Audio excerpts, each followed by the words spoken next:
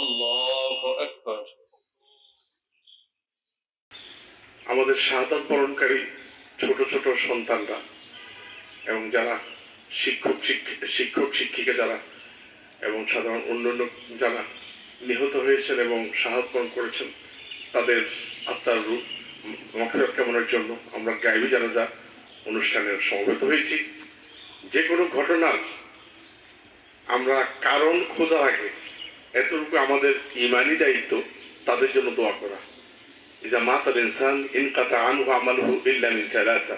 সাথে সাথে আপনাদের কাছে একটাই অনুরোধ রাখবো, জাতীয় ঐক্য সংহতি বিনষ্টকারী যে কোনো মন্তব্য, যে কোনো ফেসবুক পোস্ট এসবগুলো থেকে বিরত থেকে আমাদের জাতিকে প্রাধান্য দিতে হবে এবং জাতি বিধ্বংসকারী শক্তির প্রতি আমাদের সচেতন থাকতে হবে।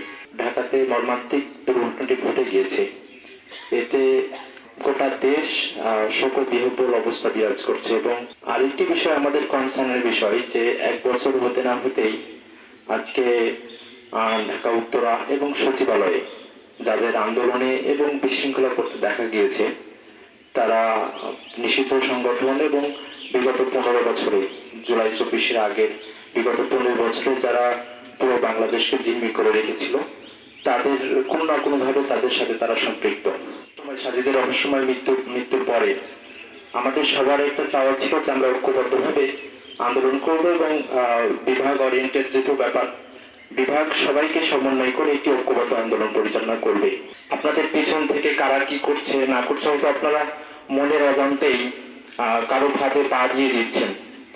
আজকে তো ঢাকার আন্দোলনে একজন বলে ফেললো যে কোনো মূল্যে আমরা হাসিনাকে ফিরিয়ে আনতে চাই, যত কিছু করা লাগে আমরা তাই করব।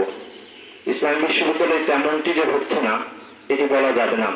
সে জায়গা থেকে সচেতন শিক্ষার্থী মহল এবং সকলের প্রতি আমার আহ্বান থাকবে যে সাজিদের রহস্যময় মৃত্যুকে কেউ যাতে ভিন্নভাবে প্রভাবিত না করতে পারে।